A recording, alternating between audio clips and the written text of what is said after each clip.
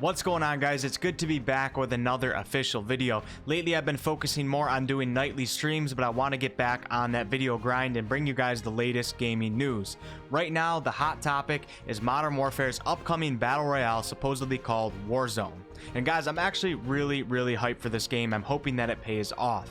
The footage in this video will be footage from Call of Duty Blackout because I don't want to put any of the leaked gameplay up for fear of getting a copyright strike, which is kind of a big deal for anyone who has a YouTube channel. The gameplay is a little blurry. It was recorded in 720 back when I didn't have as good of equipment as I do now when I used to play Blackout. If you guys like the gameplay, definitely hit that sub button and hang around for a live stream sometime. I'm definitely going to be streaming this game, Warzone, and hopefully we can kick some ass as well. Any of you guys that have been keeping up with all the Warzone videos coming out on YouTube, you may or may not get some information from this video. But what I'm going to do is take you guys step by step through some leaked gameplay footage that I saw myself, and I'm going to talk about all of the details that I gathered from it. And there's also going to be a little bit of speculation. I can't actually show any of this footage, guys, for those copyright reasons that I mentioned before. So this video is just going to be fair talk about what I think the game will have in it from what I have seen. Every little detail that I can pick up from the footage that I have seen, I will talk about it. Let's get right into it. The first thing I noticed was the weapon loadout screen. It looks very similar to the regular multiplayer weapon loadout screen. You will have a primary slot, a secondary slot, a tactical and lethal loadout, as well as a perk category.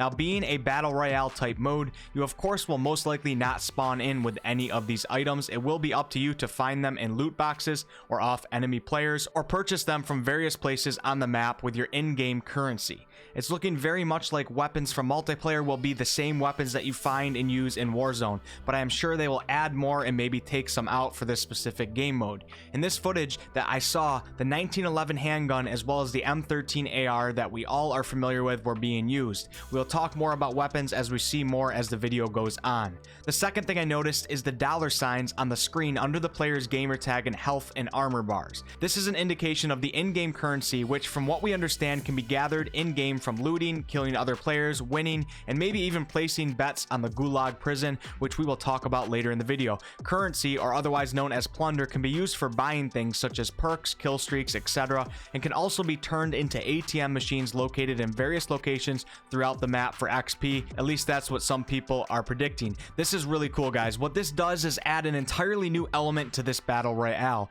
In Blackout, really the main objective was just to win. All the guns and perks you found were simply just found on the ground or off of enemy players. Adding in this currency system, making players not only just want to look for loot like you do in Blackout, but also save for loot, is going to add an almost survival type mechanic to the game mode. Now check this out. There's supposedly going to be banks on the map, and yes, I mean banks like Bank of America or KeyBank. And what the general consensus behind these banks is that when you have gathered a lot of in-game currency and you don't want to purchase any more items for your guy in that specific game, if you can deposit your currency in the bank in some way or another, it will save it for you. So if you die during that match, maybe that currency will not be lost. Almost all battle royales, when you die, you lose everything. Introducing this new currency with adding banks on the map is giving this game an almost escape from Tarkov vibe. Looting and being stealthy and saving up money adds a whole nother mechanic to the game. It has been said that when you enter a bank, the bank alarms will go off, alerting other players that you are in there, which will also add some real intensity in trying to deposit your money.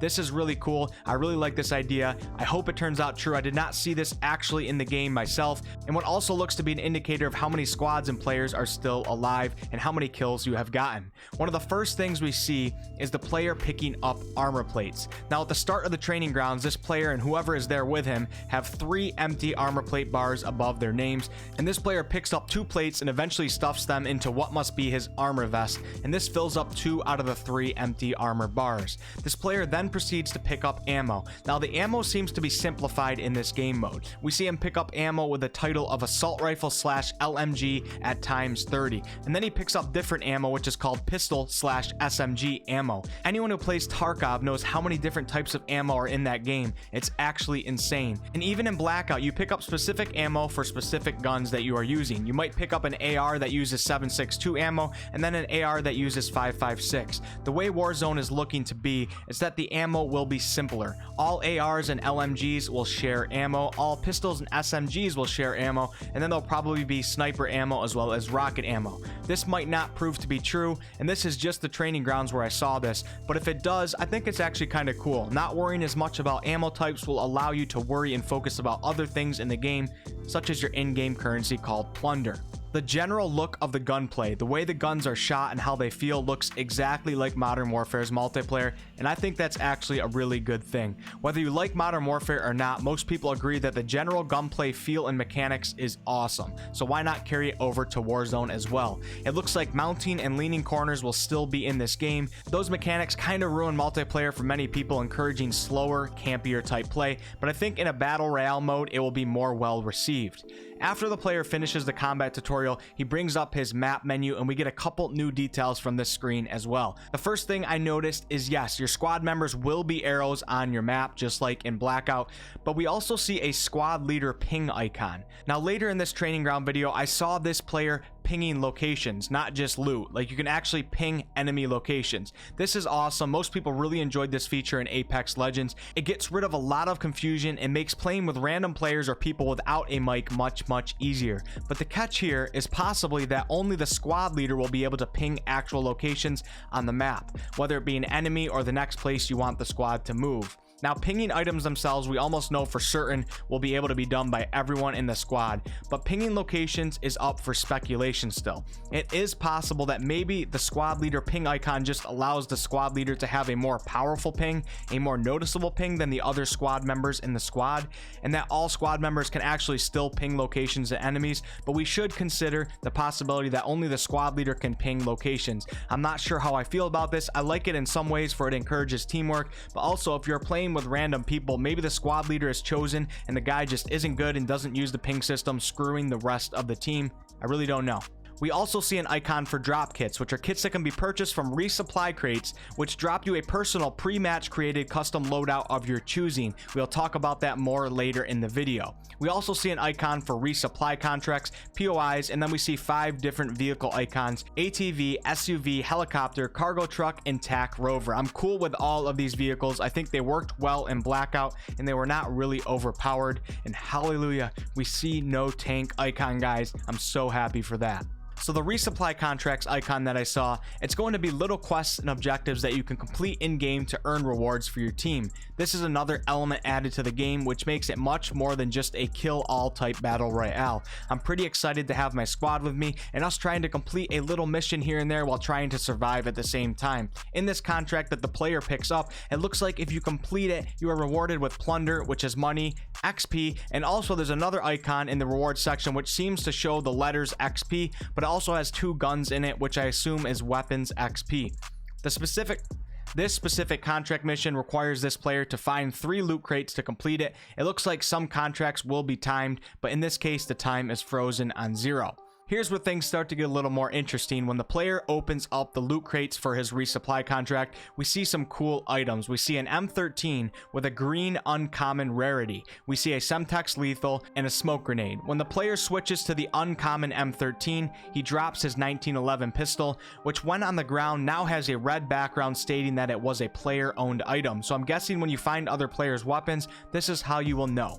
The next crate that this player opens contains the general AR LMG ammo and a PKM light machine gun with a purple epic rarity rating and an armor plate. So the rarity ratings are pretty cool, guys. It's bringing another new element into this battle royale. The third supply crate contains what looks to be rocket launcher ammo, but next to the ammo is a currency value of $2,000. Does this mean we can potentially sell ammo and certain items for plunder? Interesting. The coolest item of them all that we see is the gas mask, which also has a $2,000 value. We can only assume that this mask will help with surviving in the gas, which is this battle royale's version of the enclosing storm bubble. I think this is cool, but hopefully the masks are not OP, for no one likes when a team comes out of the storm behind you and murders you all.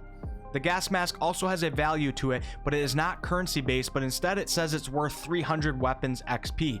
We also see a snapshot grenade in this cargo crate. The next part of the training grounds is focused on the in-game currency called plunder. We see the player pick up a lot of plunder, which the in-game voice says can be normally found inside buildings, and the player can also ping plunder on the map. The in-game training voice goes on to say that plunder can be used at supply stations to buy kill streaks and other various items.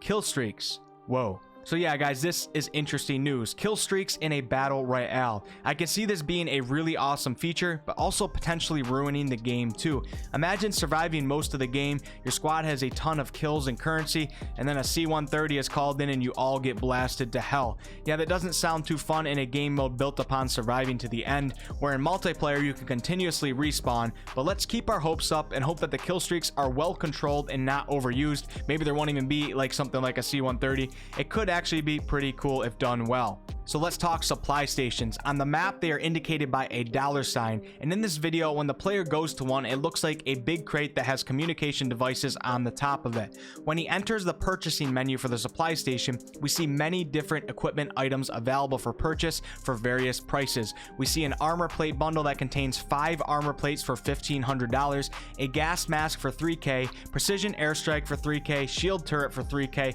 cluster strike for $3K, a UAV for $4K, munitions box for $5K, and a drop kit marker for $6K. In this video, the player purchases the drop kit marker and then goes on to call in the drop kit using R1 and L1 at the same time, which throws out a supply drop looking grenade item which produces red smoke. When the player opens the drop kit, it looks like 10 custom loadouts appear to be seen. These loadouts contain a primary and secondary slot, 3 perks, and a lethal tactical item. This is pretty cool and it looks to be very, very valuable. So it looks like initially in Warzone, when you first land, you'll be using whatever you can find, and when you can save up 6K, you can purchase this drop kit, call it in, and then have a loadout of your choosing that you feel comfortable with along with the perks. The perks that we see in this particular menu screen are double time, restock, amped, EOD, hardline, and tune-up. I'm sure there's plenty more though. Now we also see a bunch of multiplayer weapons that we know before. Unfortunately, we see a riot shield too, and we also see various lethal and tactical items such as claymores, throwing knives, stim shots, flash grenades, and frag grenades. Once the player chooses his loadout, he gets all of the items in that loadout and can set off to kill people. Moving on from the plunder area, we see a revive tutorial where a squad mate goes down and the player has to revive them. And then the in-game training voice comes in and says that if you have a sidearm, you can help while you are down. Last stand mechanics right there, guys. Also, if you are the one who is down and you get a kill with your pistol, you will automatically revive yourself. Interesting. I'm not sure if I like that or not yet. In the last part of the trainings ground video, the player gets some ping items and location training where it says you can ping all items including vehicles. We also see a player ping a location on the ground and also ping it with a red marker, meaning enemies are in that location. Now we finally get our first glimpse at the inventory menu, a little bar that pops up that shows your cash, armor plates, ammo, and self-revive tokens. Whoa. Self-revive tokens, that sounds pretty interesting. From what people are saying, you can use self-revive tokens to get a revive in a game where you are dead. If your teammates can bring you, or just the revive token, I'm not really sure, to an ambulance location, you can possibly be brought back into the game. Or maybe you need a revive token for the Gulag prison, but most people are saying you automatically go to the Gulag prison when you die. Now, talking about coming back after you are dead, the self-revive tokens are obviously one method, but it is also said that when you die, you will automatically go to this Gulag prison, which is a 1v1 setting that gives you a chance to return to the game if you win your 1v1. This sounds really interesting and pretty cool, but I am a little worried about it. So many ways for players to come back into a game. No one really likes killing people and then later in the game having that same dude get a lucky shot on you when you are about to win. But still, this sounds like a lot of fun having 1v1s in a prison to come back into the match. It gives you a lot of motivation to keep playing. If they manage the prison and revive tokens well, maybe this will be 2 really cool features. This battle royale called Warzone is looking to be a really unique game compared to Blackout. It uses elements from various other battle royales while also using new ideas. Guys, I'm pretty pumped for this. I'm really hoping it turns out good. I was a little bit let down with Modern Warfare's multiplayer. Maybe this can make up for it. I will be continuing to cover this game before and after release, so please like, comment, and subscribe if you guys enjoyed this video. I appreciate all of the support. I do all sorts of gaming videos on this channel, guys, ranging from game reviews to live streams games to tutorials to comedy videos, and it would be awesome to see you guys again in a future video. I'll see you guys on the next one.